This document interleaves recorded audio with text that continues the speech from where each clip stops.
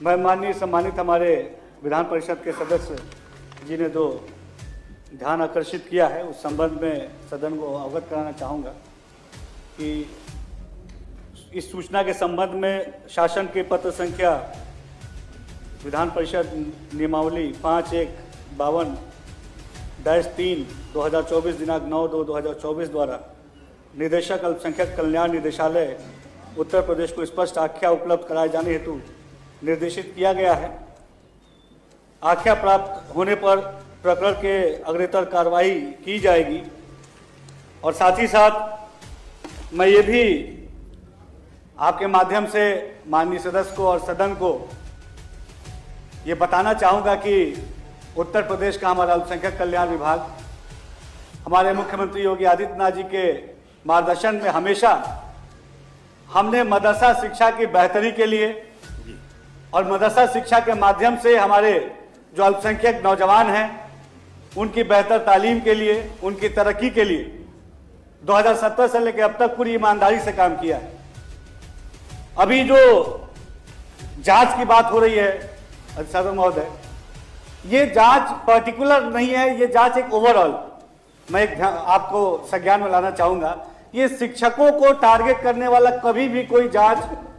या हमारे मदरसा शिक्षा को नुकसान पहुंचाने वाली कभी भी कोई कदम या अल्पसंख्यक समाज को अहित करने वाला कभी भी कोई कदम हमारी सरकार ने नहीं उठाया। 2017 के बाद से प्रदेश के जन जन ने देखा, खासतौर पर हमारे मदरसा के बच्चों ने देखा कि किस तरीके से हमने मदरसा शिक्षा की बेहतरी के लिए हर वो ठोस कदम उठाया है जो 17 से पहले नहीं उठाया गया था। आज मदरसों में हम आधुनिक शिक्षा SCRT का कोर्स हमने मदरसों में लागू करने का काम किया है। मदरसा शिक्षकों के बेहतरी के लिए साइंटिफिक अप्रोच,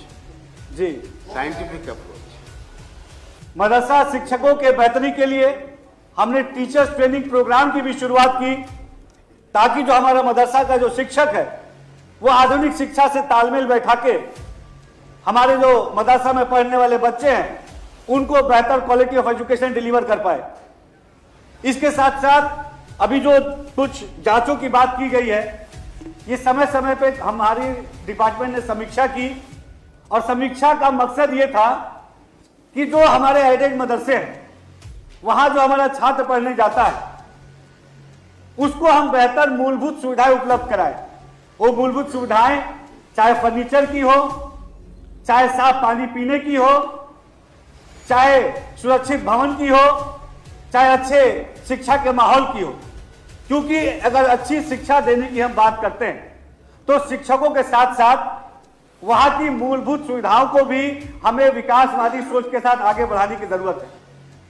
हमारे बजट में भी आपने देखा, सबने देखा कि किस तरीके से मदरसों में कंप्यूटर लैब लागू करने की बात की गई,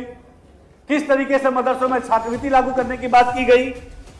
हमारे मदरसों में मैं आपके माध्यम से अवगत कराना चाहूंगा सदन को कि मदरसा ई लर्निंग ऐप, मेला ऐप हमने 2017 में जब हमारी योगी सरकार आई हमने मदरसा ई लर्निंग ऐप लागू किया और मदरसा ई लर्निंग ऐप के माध्यम से हमने मदरसाओं को डिजिटली कनेक्ट किया। आज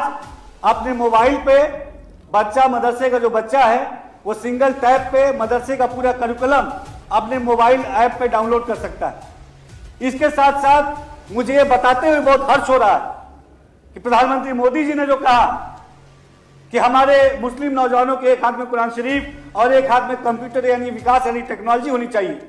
उस सोच को हमारी योगी सरकार ने सार्थक किया और पहली बार उत्तर प्रदेश में मदरसा शिक्षा में हमने आर्टिफिशियल इंटेलिजेंस को लागू करने का काम किया। UPAI, Uttar Pradesh artificial intelligence, ये वेबसाइट बनी हुई है। आप अगर आपके जो सामने हमारे सम्मानित जो सदस्यों के सामने जो टैबलेट लगा है उसमें भी आप UPAI अगर डालेंगे तो आप देख सकते हैं कि किस तरीके से अल्पसंख्यक कल्याण विभाग मदरसा शिक्षा के बेहतरी के लिए, इसको डिजिटली पावरफुल बनाने के लिए, इसको सब तक सुलभ बनाने के लिए काम कर रहा है। हम ये सदन को आश्वस्त करते हैं, माननीय सदस्य को आश्वस्त करते हैं कि जो मदरसा के शिक्षक हैं ये हमारी उत्तर प्रदेश सरकार के परिवार का अहम हिस्सा है। ये हमारे मदरसा शिक्षा को मूलभूत मजबूती देने के लिए काम कर रहे हैं। इनके जो भी विकास के लिए, इनके शिक्षा, उनके सुरक्षा के लिए, इनकी जो भी मूलभूत सुविधाएं हैं उन तमाम चीजों के लिए हमारी योगी सरकार बहुत अच्छा। पूरी संजीदा है और वो काम करेगी। धन्यवाद।